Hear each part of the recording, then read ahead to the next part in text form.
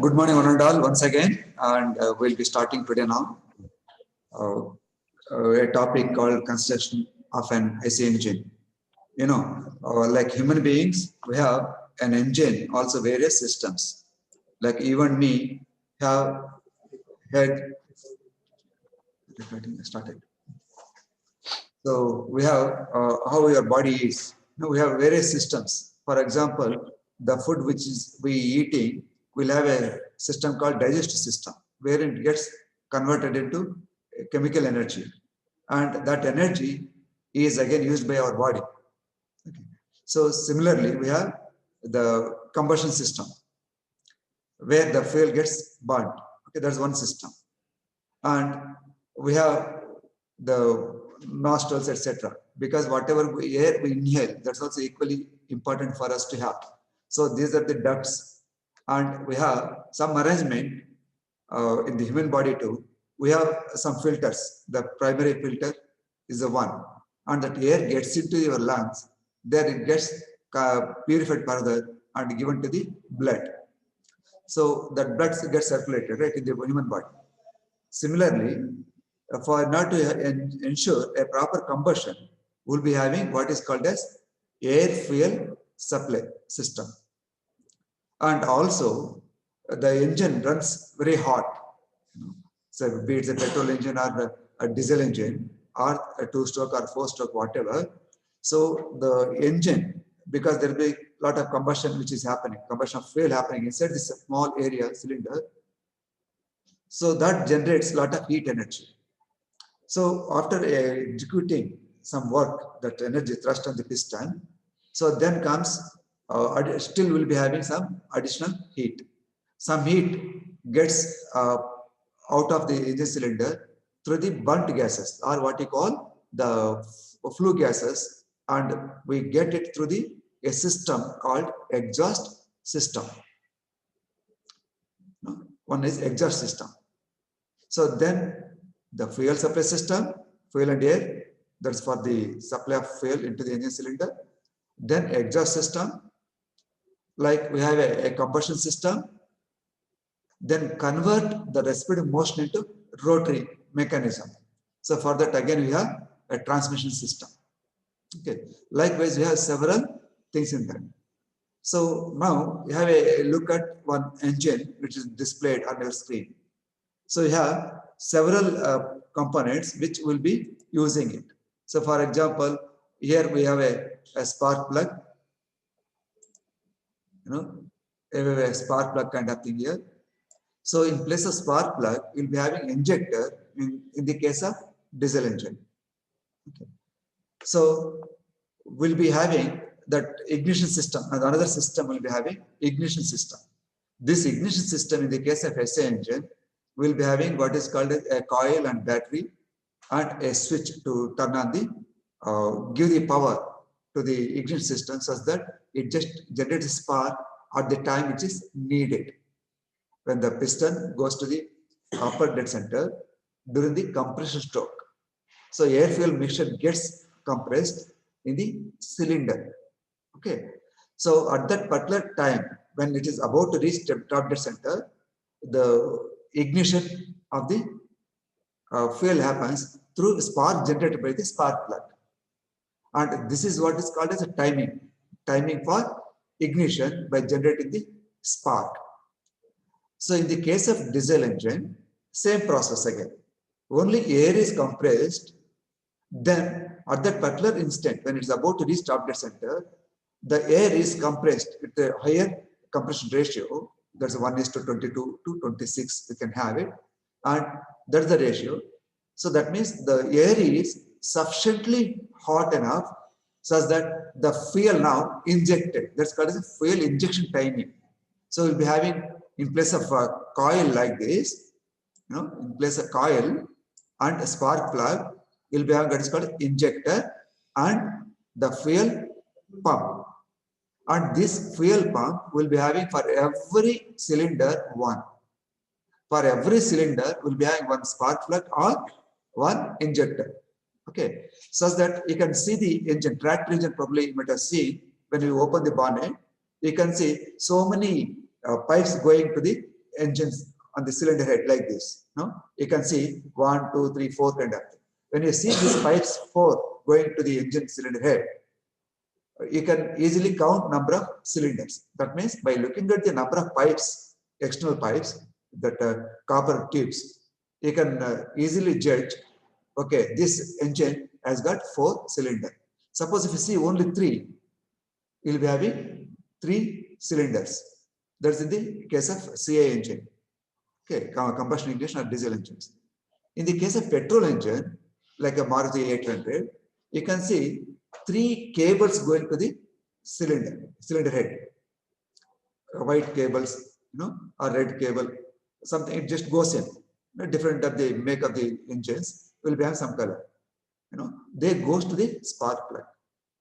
So for every cylinder, you need to have at least 1 spark plug. So if you find 3 such cables, going into the engine cylinder head, then you can imagine, you can decide, okay, this particular engine has got 3 cylinders. So this is the arrangement. So here, what is that we are now discussing? One particular system that's called as ignition system or the firing system. Ignition system in the case of SI engine or the petrol engine, and firing system is in the case of a diesel engine or CI engine. Okay. So when injection is the fuel droplets enters into the engine, a fine mist, like you get the vapors, the steam vapors. So kind of thing gets into the cylinder through the injector with force. 3 pintos, cone kind of thing just emerge like this into the engine cylinder. So that means covering larger area. And by then each molecule, fine droplets or small molecule, when they come in contact, the first molecule come in contact with the hot air in case of diesel engine or compression ignition engine. So then it catches fire. So in case of multi-cylinder engines, whether it's a petrol engine or diesel engine, there will be a certain rotation of the pistons or different levels. We'll be seeing that in success slides. Okay. So there is what is called as a firing order or ignition order. We'll be having that. So now we can see next is the exhaust valve or the system. So exhaust pipe and the piston together constitutes your exhaust system. Exhaust system.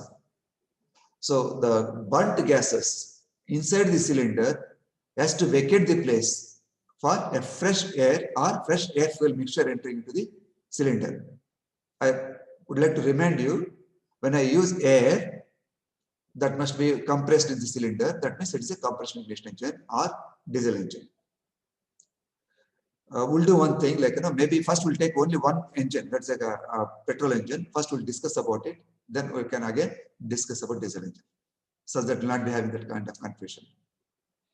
So in the case of only petrol engine, so air fuel mixture is sucked into the engine cylinder through a mechanism called air fuel mixture is mixed externally outside the engine cylinder. So these are the arrangements we have. These are the arrangements we have. See, this is the chamber. So we have a throttle valve. No, that's like accelerator. Either you increase the air supply mixture into the cylinder, or you can decrease. So when it is you just switch it on. So then that particular condition of the engine is called idling. That's the idling. That means it will be generating just enough energy to keep running. That means you'll be having a lean fuel mixture coming into. So I think I did discuss with you about the fuel and air mixture. So we have 3 types of mixture strength. So one is a lean mixture, that means a more percentage of air and less percentage of fuel. And other one is rich mixture, more percentage of fuel and correspondingly lesser percentage of air. And other one is chemically correct mixture strength. That means it is whatever percentage you just design, that much percentage just comes in. So definitely it's not 1:1. Okay. So will be having more quantity of fuel in the rich mixture and less quantity of fuel in the lean mixture, and just enough for proper combustion. No extra, no less. That's what is called chemically correct mixture strength.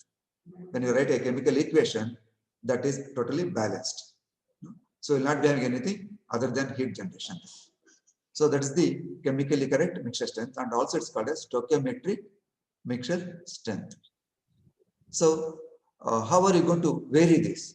Depend on the load and the speed in case of mobile engine, automobile engine.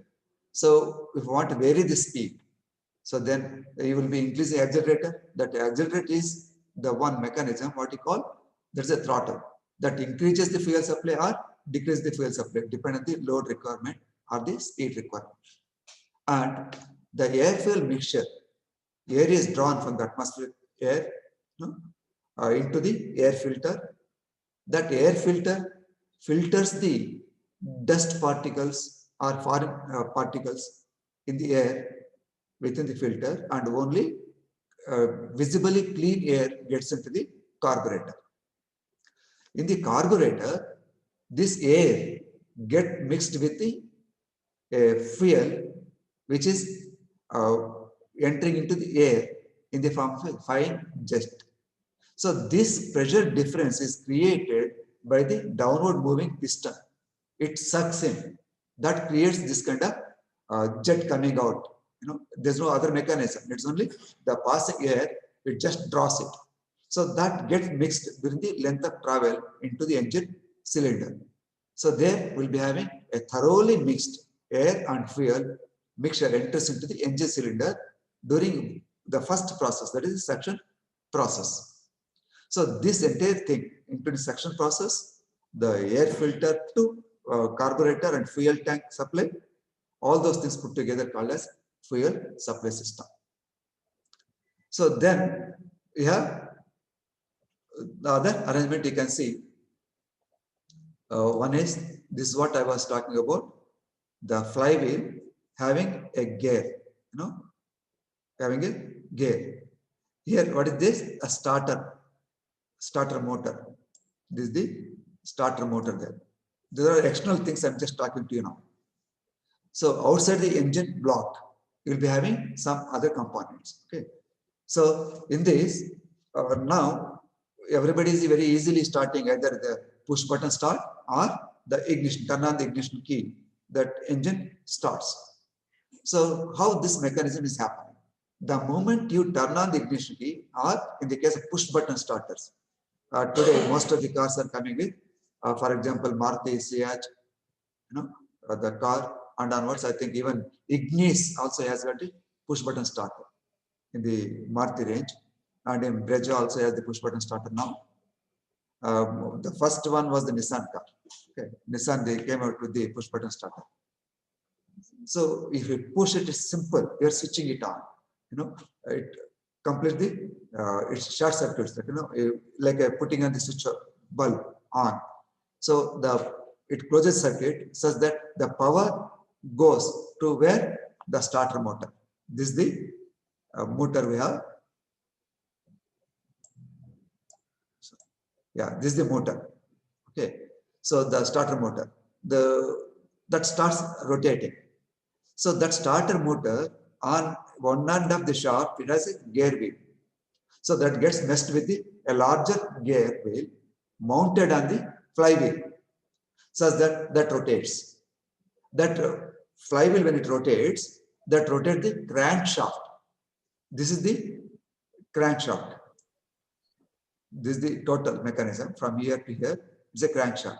One side you have a flywheel, the other side you have what is called as gear wheel, different types of gear wheels, in order to make some arrangement such that your inlet wall or exhaust wall starts functioning.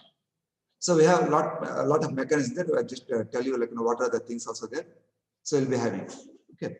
So this is the one which just starts the engine. Starter motor and the teeth gear, flywheel. Okay, once it just starts, that gives the energy during the lean period when the engine has to complete the remaining 3 processes. only during the expansion it gets the power transmission. The remaining 3 needs energy. So this flywheel gives the energy. The other side of the crankshaft, this side, towards your right, here again some gears. So you can see this is the one gear is meshed with the small gear here, which is mounted to the crankshaft. This is the crankshaft. So this is mounted here. So this is enter. There is one dynamo. So this dynamo we use to charge the battery. This dynamo gets the power to charge your battery regularly, such that battery you need only for 3 purposes. One is maybe headlights, for the automobile or the tractor, you need to have the headlights. Next is your horn also used in that, and starting. These are the 3 basic functions of the battery will be having it. One is the starting ignition. Next, second one is for headlamps. Third one is maybe the horn. Maybe you might have seen in the farmlands, of late, many tractor drivers, they have a tape recorder also there, okay, or radio.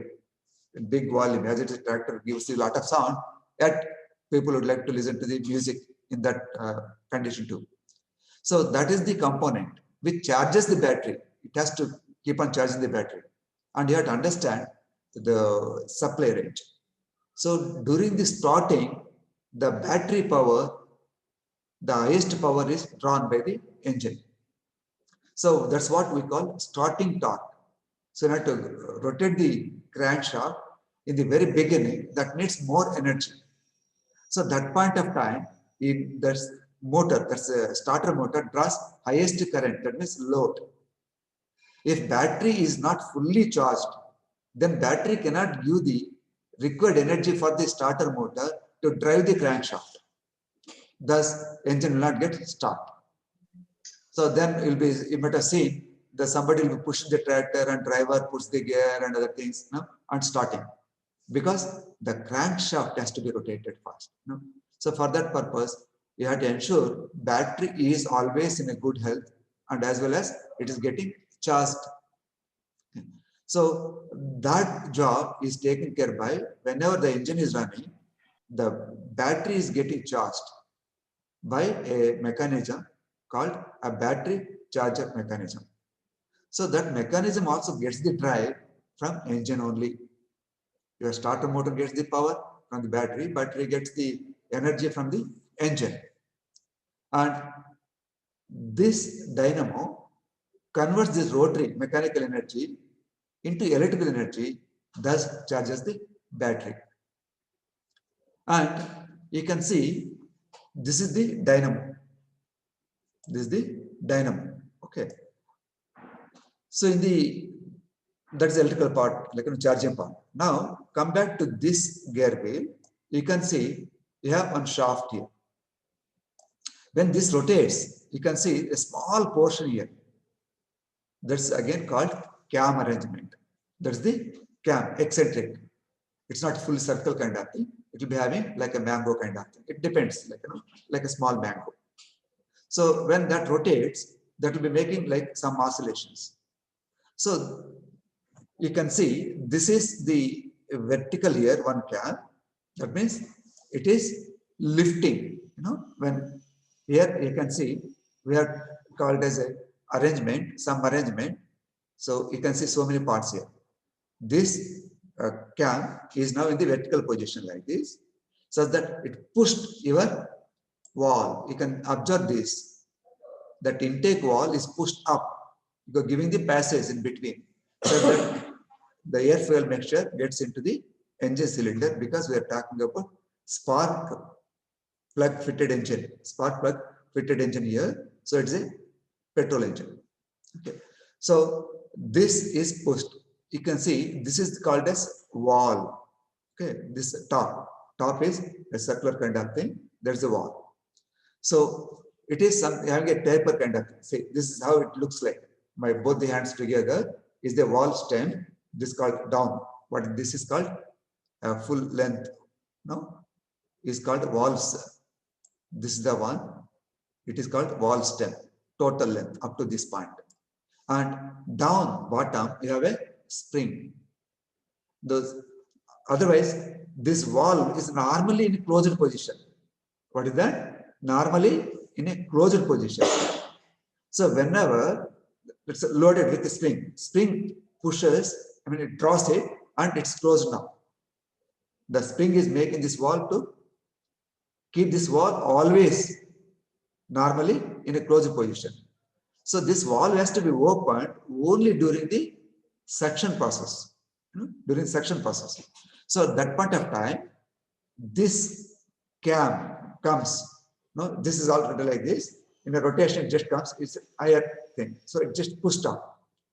So that is pushed up against the spring load. Here we are. Spring here. Okay. This is the load. So this is pushed up now. This is moving up like this. So giving the space. So this is kept to open for, that's a timing, that's what I was telling. So that is only open for only smallest duration of time, such that the piston moving down sucks in. So by the time the piston reaches down, so this also cam moves away. The cam moves away. Thus the valve again closes, sits on the what is called as a valve seat. So it's something like hollow space. There's a valve like this, so that sits, so that it closes the supply into the engine cylinder. So this is how this valve mechanism operates. And the other side, you can see that is the exhaust side, exhaust valve. Similar mechanism, but this exhaust valve is operated by the cam during the what process? After combustion, after doing the work by the piston. So now it has to move up again. In the suction case, it is coming down. Now it is moving out, expelling all the burnt gases from the engine cylinder to the atmosphere through exhaust system. In the exhaust system, what are the things we'll be having? This exhaust valve, exhaust passage, or the exhaust pipe, and a silencer. That's a we call a muffler kind of thing. Inside, the pressure decreased and thus sound is reduced. And also, in modern vehicles like what's that BS6 or BS5, Bureau of Indian Standards, BIS, they are suggested in order to contain the pollution, atmospheric pollution, and as per the international regulations. So we are not supposed to use today on roads that BS3 or BS2 or BS1 engines. So now it is BS5 and 6. That means that there's a stringent measures now are taken such that fuel also refined such that it will not be polluting the environment to the extent that at least it is reduced now. So similarly, we have a catalytic converters also fixed in the exhaust system such that the only clean air gets out of exhaust, that's a carbon dioxide. Everything has to convert into carbon dioxide because that is going to be supply chain for the food supply chain for our crops and as well as the plants. Okay, that's the mechanism we'll be having. So you have seen this now. One is the suction side valve, other one is exhaust side valve. So this two gets the energy from the cam, and this camshaft is driven by a gear attached to the crankshaft. Okay, so that means that energy, whatever in one stroke we are generating inside the engine cylinder, that's during the power stroke or the expansion process, one process is giving power to so many other subsidiary systems. These subsidiary systems also consume some energy. Do work, this engine kind of thing. Only these are the minuses. You develop, say, a amount of energy. Each mechanism, like a battery charging mechanism, starting and battery charging, there's some energy it needs, say X amount of energy, plus the dynamo takes some energy. Again, there's a motor, two motors, electric motors. One is the starter motor, other is dynamo. The two consume little energy. So Y plus Y, plus you need energy to drive the valve mechanism system. There's a mechanical system. So that is another component. X plus Y plus Z, one component. Right? Minus A, this is the quantity relevant. So the net energy is now A minus of X plus Y plus Z equal to some number. Okay, that is the energy you get. And this cycle, particular engine, runs on a cycle called as Otto cycle. Otto cycle. So in this, you'll be having two pressure processes, two thermal processes, volume. PV diagram will be having it. So that also I'll just show you in subsequent process when we just analyze the efficiency kind of things. Okay. So further coming to the next, the lubrication system. Yet another system called as a lubrication system. So this lubrication system also needs some pump. Again, some energy is being spent in order to drive this mechanism, lubrication system. So in the case of simple engine, the rotating crankshaft itself will have a small provision, a small, what you call that, a small cup kind of thing. When it's rotating, it splashes that oil into the engine block, such that piston, connecting rod, and crankshaft, all the things will get the. So it will be having what is called as lubrication, such that the friction is reduced. Friction is the culprit. In order to overcome that friction, whatever energy generated in a small engine cylinder, something is being lost. So in order to increase our output, we have to mandatorily have a mechanism which reduces the friction. So for that purpose, we'll be having what is called as a lubrication system. Right? Is that clear? So this is the one lubrication system.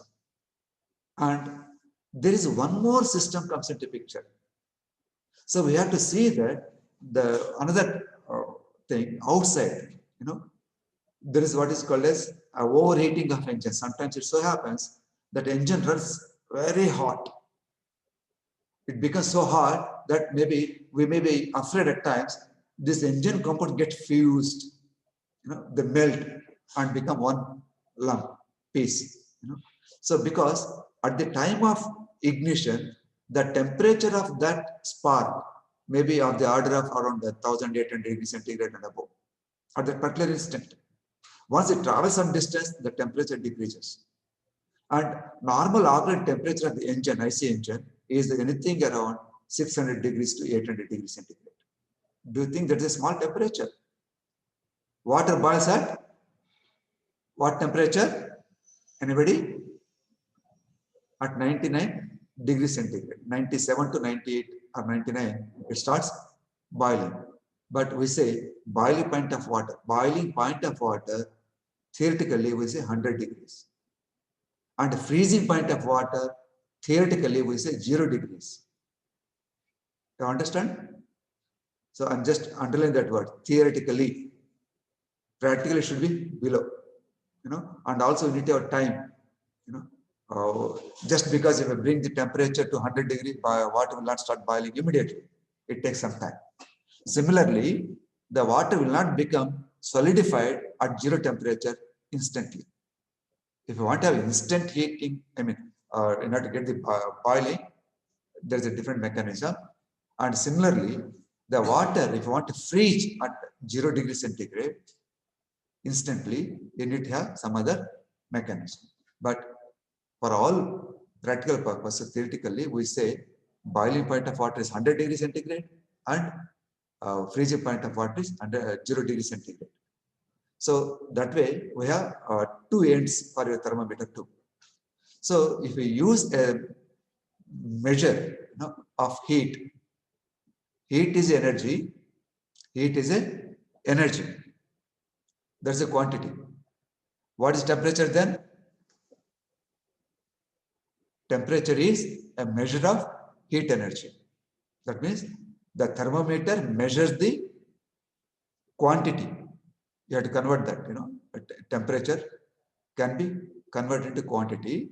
So you have to have the difference Q, that's heat, equal to at constant pressure Cp delta T we say. Highest temperature minus lowest temperature. When it engine happens, that is Q equal to Cp delta T, or C and Q equal to Cp, coefficient of heat at constant pressure. Cp is coefficient of heat at constant pressure. In the bracket, yeah, T2 minus T1. No, T2 minus T1. Highest temperature minus lowest temperature. Whatever we have. So we call simply delta T. Okay, we call simply delta T. Q equal to, you can remember that the heat energy, heat is normally obtained using the thermometer. Right? We get the temperatures, two temperatures, lowest temperature and highest temperature you can measure with the temperature, some heat measuring thermometer or thermal, what you call thermistors or thermocouples. So you can measure the temperature. So we will be using three. In the case of these engines, we use thermocouples such that you will be having a digital meter also now. You can measure what is the temperature. So the engine must be running at only what you call operating temperature. It should not be overheated. No? So for that purpose, in order to keep that engine cylinder and piston and other components which are exposed to the heat must be having operating temperatures. These operating temperatures inside the cylinder may be around 500 to 600 degrees centigrade, but it should not be more. So in order to contain that, suppose it's going around 800 or 600 above, then there's some mechanism which cools it. So in the cases of heavy duty engines, like your four-wheelers, tractor, all those things, and including your fuel pump set, diesel fuel pump set, they're all will be having what is called as a water cooling system. Again, water cooling system. That is the cooling system. So yet another system we are talking about now, cooling system. Cooling system is needed in order to maintain the temperature of the engine at operating temperatures. So in the mostly stationary engines, even now, okay, we'll be using water because there's a cheaply available, abundantly available in the rural side. So we're using it. But in the nowadays cars, modern cars will have what is called as a fluid cooling systems. Earlier, our older ambassador car and Fiat car.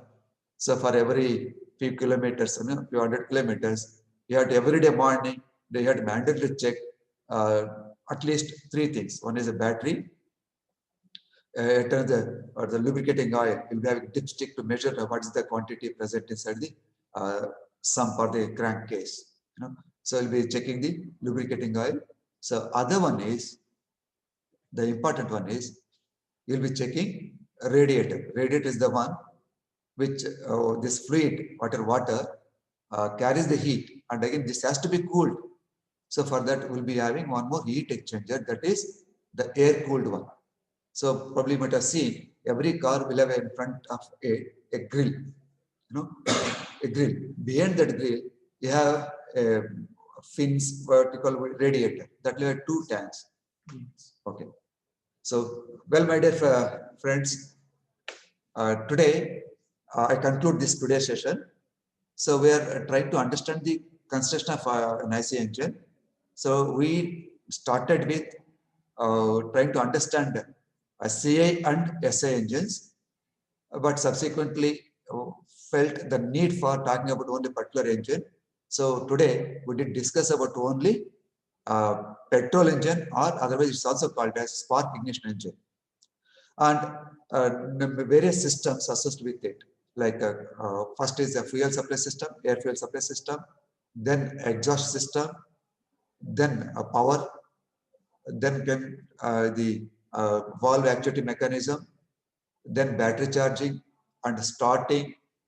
Then we started talking about lubrication system, and the last one but not the least is the cooling system. Okay. In the subsequent classes, probably that's what I was talking to your dean, Professor Dr. Akhtar sir. Probably will be taking classes till 31st. You know, so that means I'll be having 3 more periods for you before New Year starts. Okay, so this year I'll be taking only 3 more hours for you this year. Okay, let's enjoy. 3 classes more. Afterwards, we'll be interacting face to face. You know, face to face. Now I cannot able to see your faces and also not able to hear everybody's voice, because if you just unmute everything, so it's going to be like a fish market kind of thing. We cannot have it. Okay.